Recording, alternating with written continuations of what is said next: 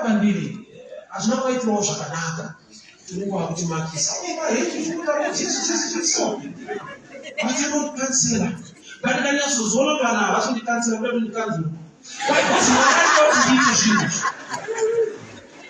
and today I thank God for the grace dzikuda mandakamira vodaika navateerera ndivataiti pane dhoo rinoda kuvhara andimemba shamari vakandipa bhuti netrous nditanga kuparidza akangondipa izvozvo ndikaenda kuparidza ada kumuudza kuti kuda kuti ndikapfeka sekuparidza ndanoziva kuti aigona kuramba eikuparidza patiri mupfekedzaa aigona kuida kuona shamari vasina hembe unondipa dzekupfeka vanhu vazoda kupfeka vanoparidza pahembe unenge wakuita metauri inonzwira tsitsi pane dhoo rinoda kuvhara Why? Zvinoda kuitwa mukatongo hazvidi dhoo rakashama. Tine vanhu vakavhura dhoo relife. Vanhu vakambovabatsira but vakuvakuwadza. Kune wawakaccepta muupenyu hwako murelationship wawakudemba kuti apakafamba Satana. Akamuda sei munhu. Haana kuuya ari Satana, anauya ari right. Watozona amukati dai takavhara dhoo apa. Takangomanya kuvhura dhoo apa paita.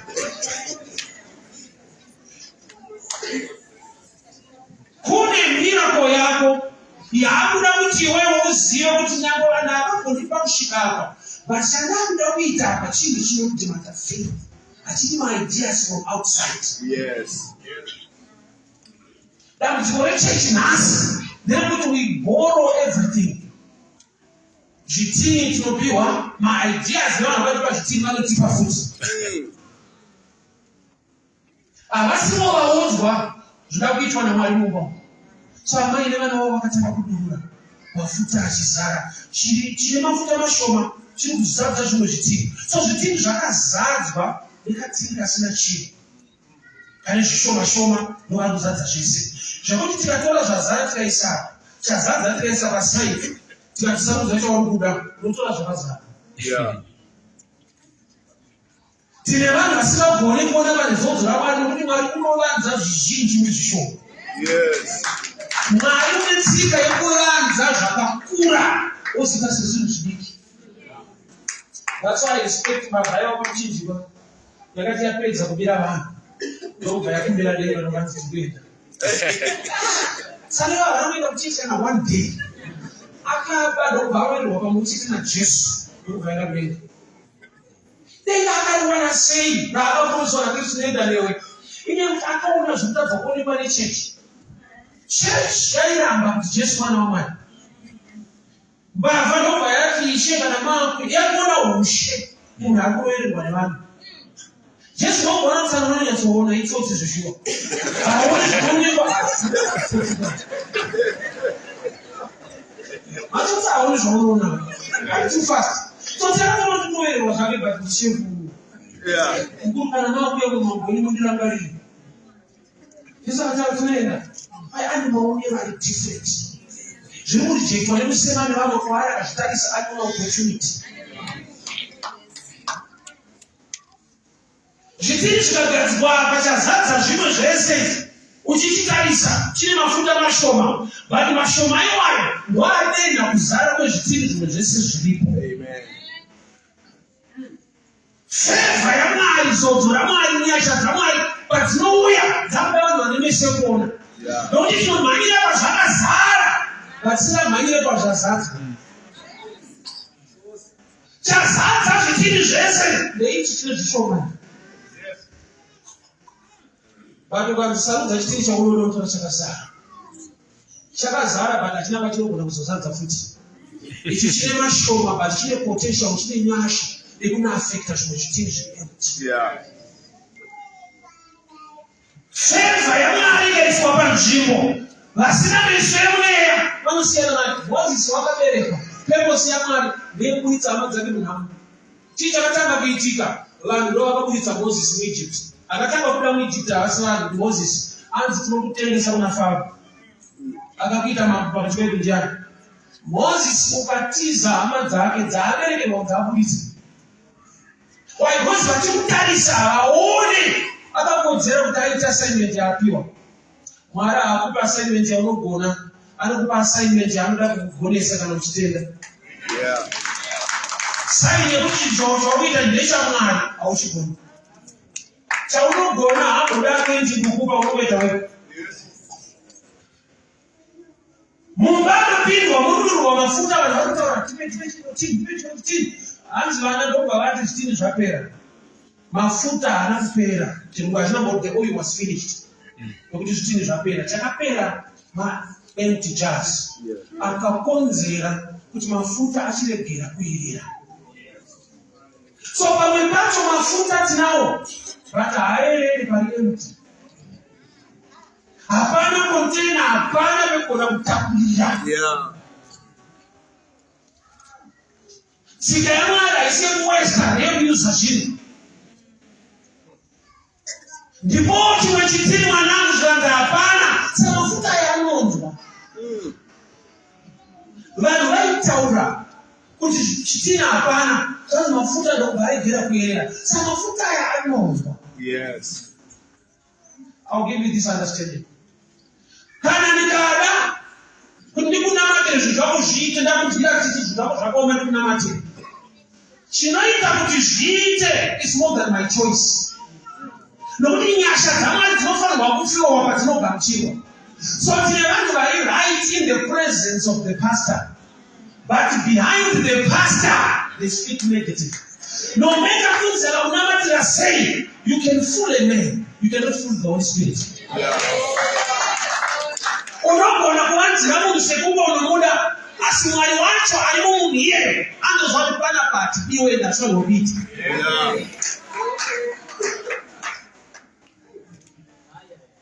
Chinopa mukadzi akubata hake yegameni from behind yaJesu achipora. She came by faith.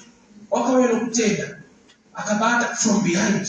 Jesu akatobvunza ndani andibata. Prophetically Jesu unofanirwa kuziva mubata. But Jesu unotaura kuti ndiani andibata. Ndanzwa simba richibuda mandiri.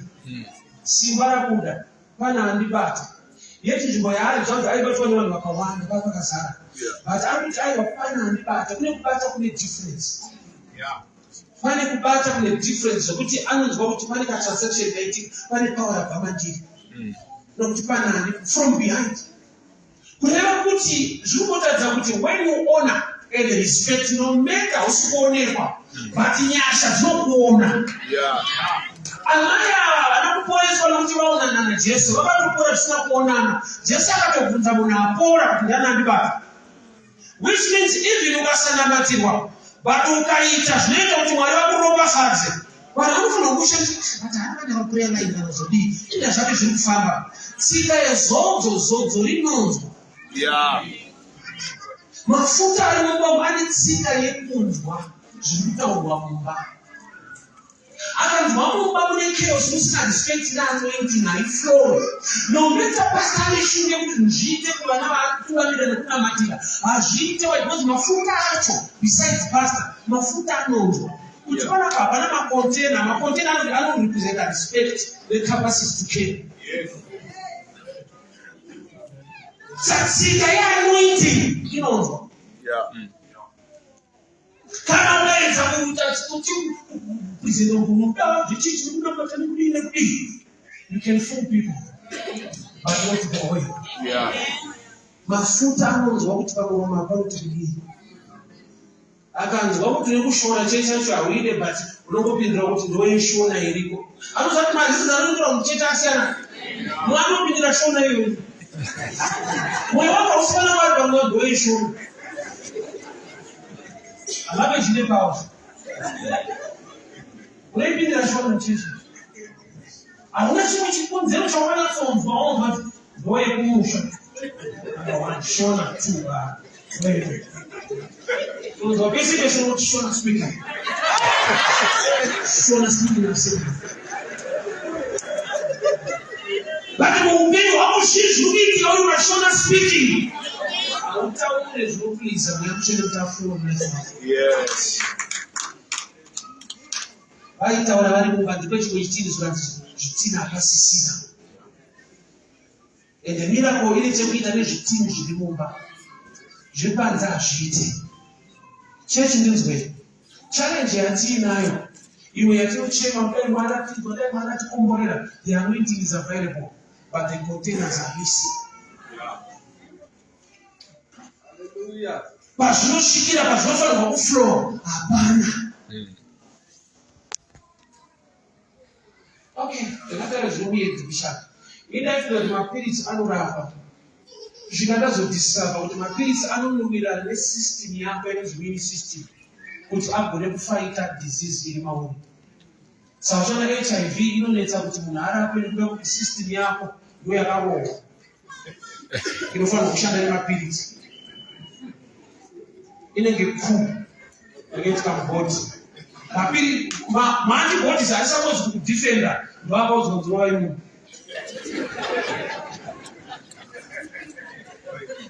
Munhu ane a bodily system yekufighta sickness iri maari inofighta zvirwere.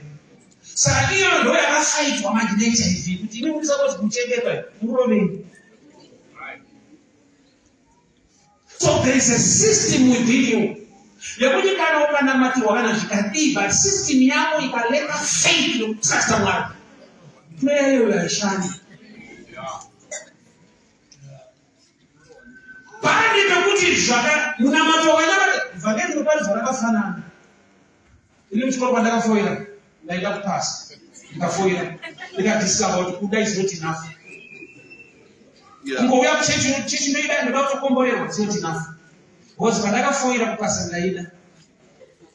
Ndikafoira ndichida. Ndopandakaziva kuti kuda hakuiti.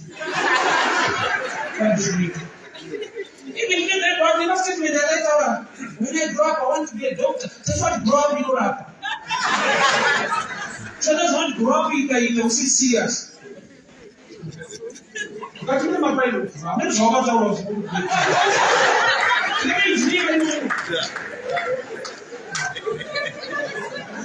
Like you are, but the engineers is here.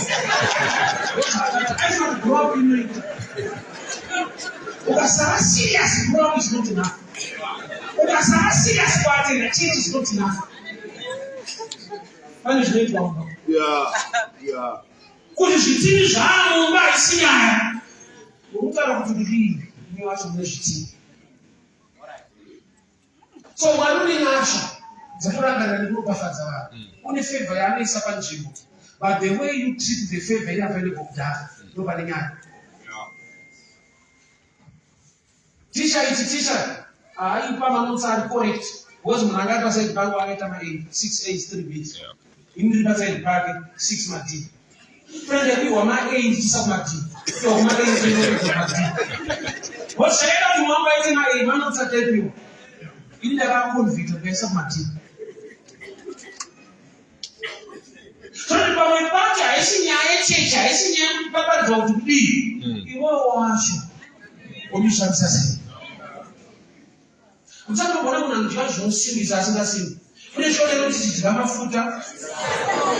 Kani kutorwa zvinokoresa but hapana dziva. So nyaya haisi chikafu chaunopiwa. Une system inoresista zvakanaka.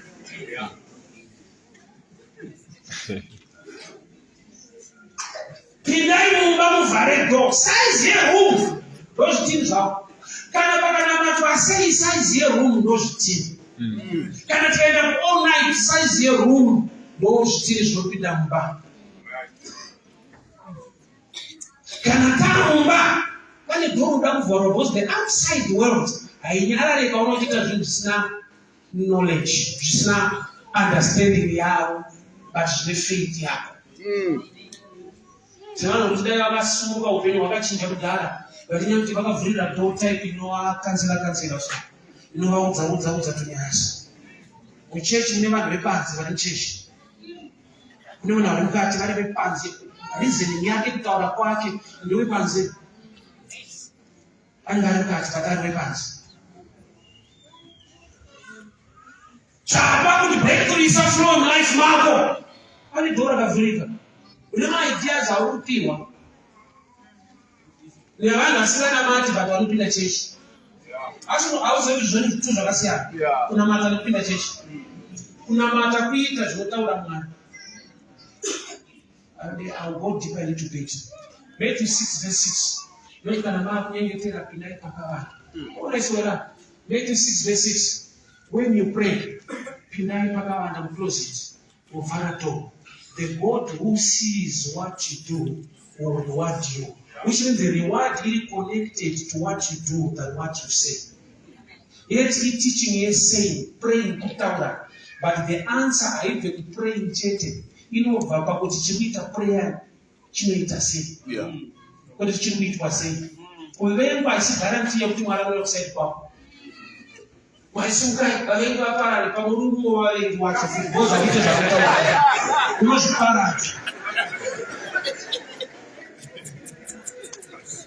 the God who sees in secret. See, not who hear. Teaching them when you pray, enter into a closet. Then shut the door. Shut the door. Pray to the Father who is in secret. And the Father which seeth in secret, not unknown one, unknown, shall reward you. So reward in connected. Why? Because never show wakanaka in prayer, but at naka in Father.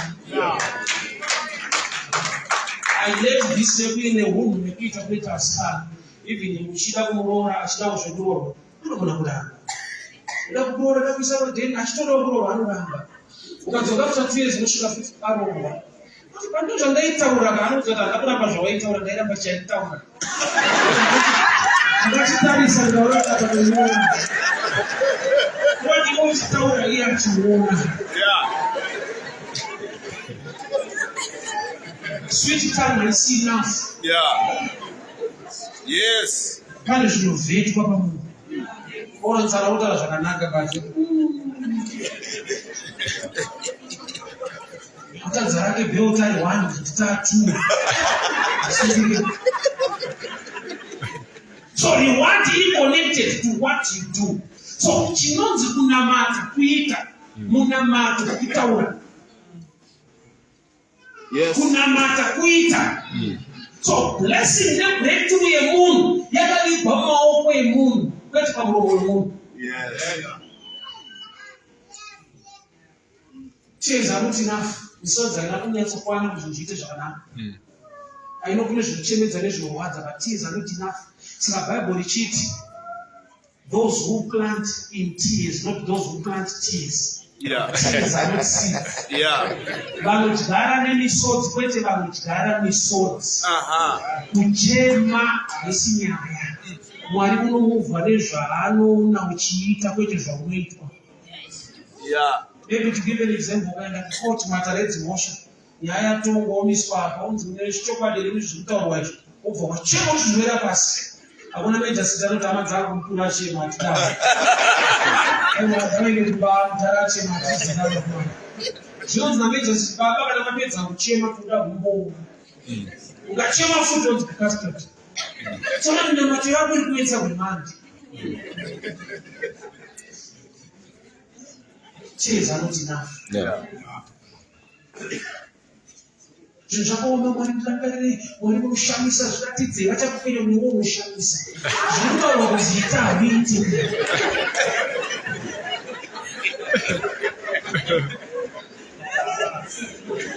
Generation here I expect prayer, but generation here sometimes you don't have come sorrow, you don't have come catching sorrow. Knowledge, no weapon will obey. Sometimes I don't attend preaching. That you better take a prayer that you see that pass. Choose one. What I don't know is a lot of Namachi.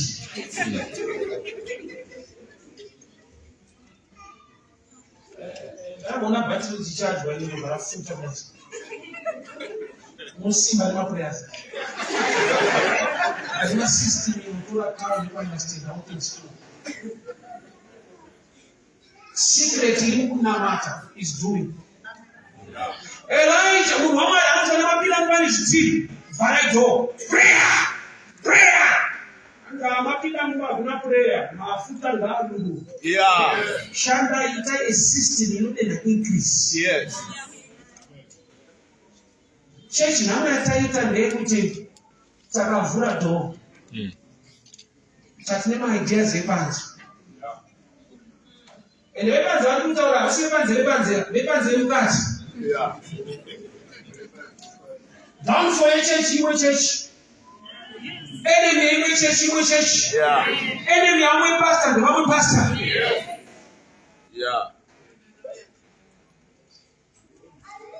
vanhu vanomboisa mabhagla basi padzimba kuti machosa sapinda mukati so nemwe mundaraunda igara naye kuwadzana aidirwa zvakaipa ndobva sadza mabhagla basi evergreen ndobva aramba achidirwa ndobva akadiscover kuti memba vaigara muno munataiwa wande matsetsiwa so there are times yekuti uchitya panze akufana kuti utyira munhu mukati uchitya vanhu vekunyika nyika yacho yapukati Datara pane wenzi ngati unogona kuronga. Pane mukomana kuyutara kuti kwandiri zvanzi baba tinamatire kuti Mwari vandipe musikana right. Ngati aiwa handikunamatira. Ukava right, Mwari akatendeka, atore zvakarurama, achisa pakaipa. Atore zvakaipa, achisa pakarurama. Akatoti ane record hiyo kutendeka kwake. Atore zvisirizvo achisa pakaipa. Kune inonzi law of attraction. Sazvinoitika mwana uneta nemunyika ubari boys of da unorora kucheshi. Mwana unazorora. Mwana unacheshi kuzorora. Kuzonamata. Amina wakuzocheshi mwana right. Saabuya kuzorora iye hana mata abuya kuzotora mwana right. Iye hasi right. Anosangana na sister wakaya kuzororwa. Unazoona mwana mumba kuti akatanani mzana. Mtimu leo bote.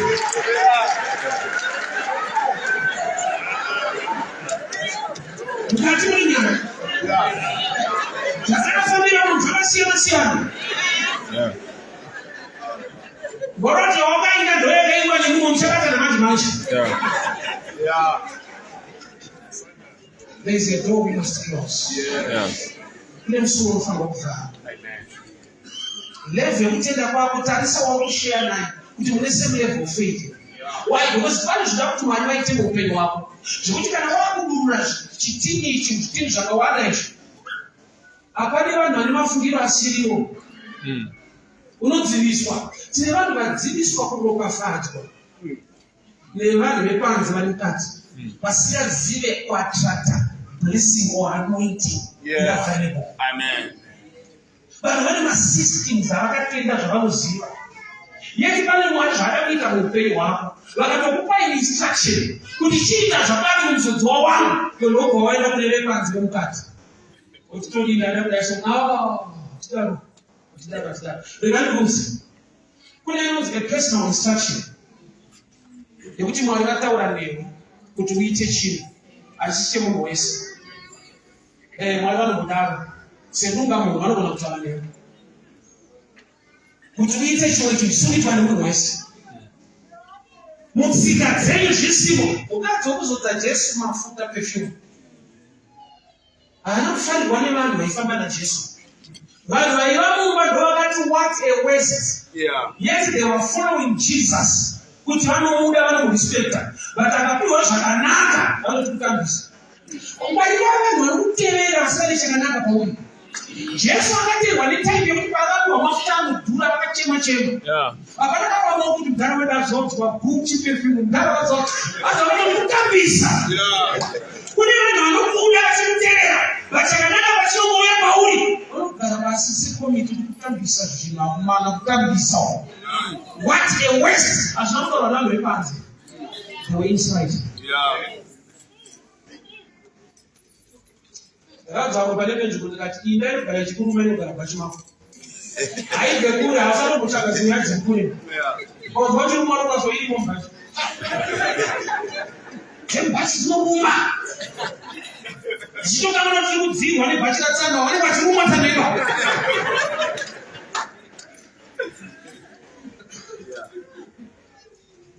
Vanhu vasina kuitirwa zvakanaka Jesu azodzwa. Vanhu vaitevera Jesu. Hama dzangu kutevera Jesu takatosiyana. Tese takafanira kutotevera Jesu. Vanhu takasiyana pakuziva nekutenda. Vamwe vedu vanotovharirwa dhoo vari mukati. Kune wasingaudze ndakakuitira mufundisi chimichi achipinda muno futi. Wozovatomuudza achichaita. kune zvaukanzira mwaita unoita waibozi ukataura nevanhu vepanze vari muno bozi wakavatrasta kuti vari muno but hauna kuziva kuti ndevepanze vanogara muno.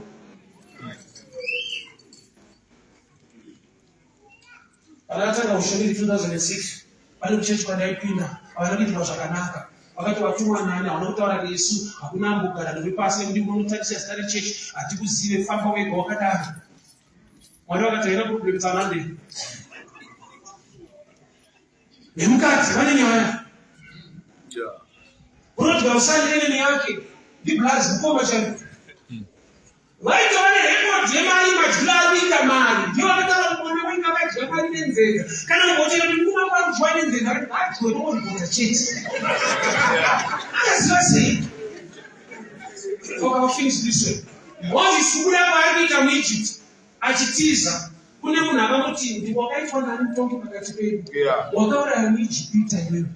Vanhu vaiverenga zvakanaka pakaurayiwa muIjipita naMozisi vaibva kuti Mozisi asvika ipapo akatarisa kuright nekuleft akaona kusina vanhu akapindira akauraya muIjipita uchinzi munhu akamuona achizviita ndiye wakabatsireni. Ndiye akazoti takutengesa kutambira maamafa nezuva pamene muIjipita is okay nakubata faiti yako nokuti ukuwina unhasi wada kutitengesa wadati mukati nekunamata yako alevhe kuva sekunda munhu pakunamata kuita zvinotaura Mwari nokuti ane challenge anoda mafuta akawanda kuda blessing ndiwe kwete congregation. Nhamo dzedu dzakasiyana tiri muno paunzwa Mwari achiita chinhu chachakusangana nekuti akuropafadza unobvunza vagere hauite. Nhamo dzedu tiri muno dzakasiyana. Kuno kutoti kuti ngatipindei fasting mapati akaronga kuno vanhu vari pai nani muno nevanhu vari pai patati muno odasotoita program yakafanana aone kana patinoimba tichiombera so omoni kumbera unoziva kuti titenda senge kumberi tichitenda semapenzi bo toda kuti tiende uko kune vamwe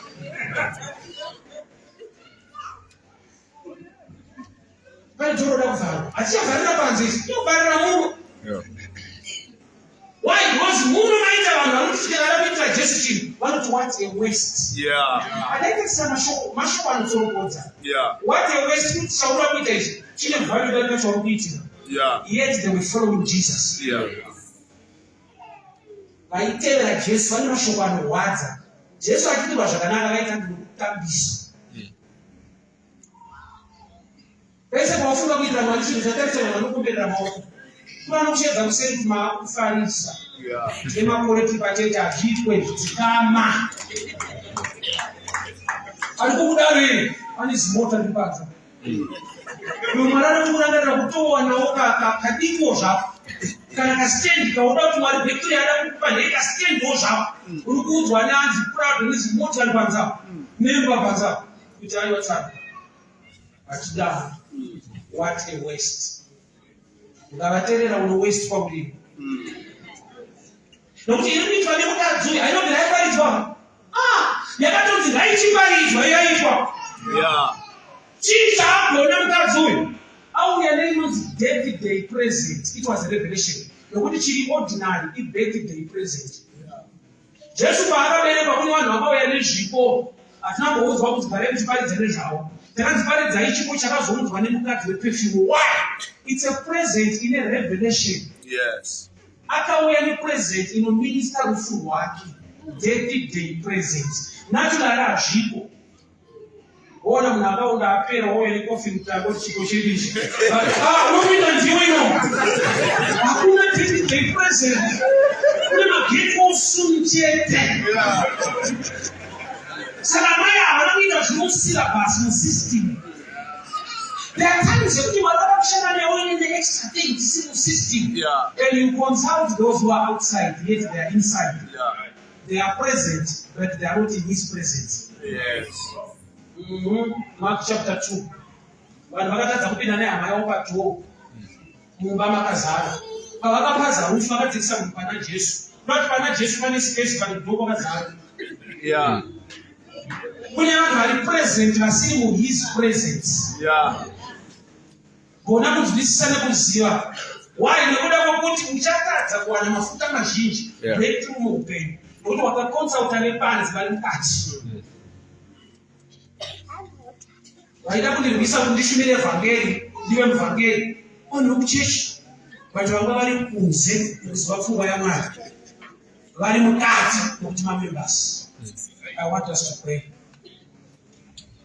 Unoziva mafuta aurutsvaga. Mafuta ipicture yeblessing. You know the blessing yaurutsvaga. Iti Mwari taura ineni ndiite. Hatina dhora richavhura this time ukataura ndakusvika tichiita. Apa kune blessing yekuti hakubatwa musoro. Kune section yamufanira kuti ukapiwa in act upon it and the doors will be opened. Elisha anakunamata kuti mafuta awande. Vanhu vanoda kunamatirwa sei? Mafuta ari available kugara. Problem yako unoda kuita action wakaconsulta at the outside.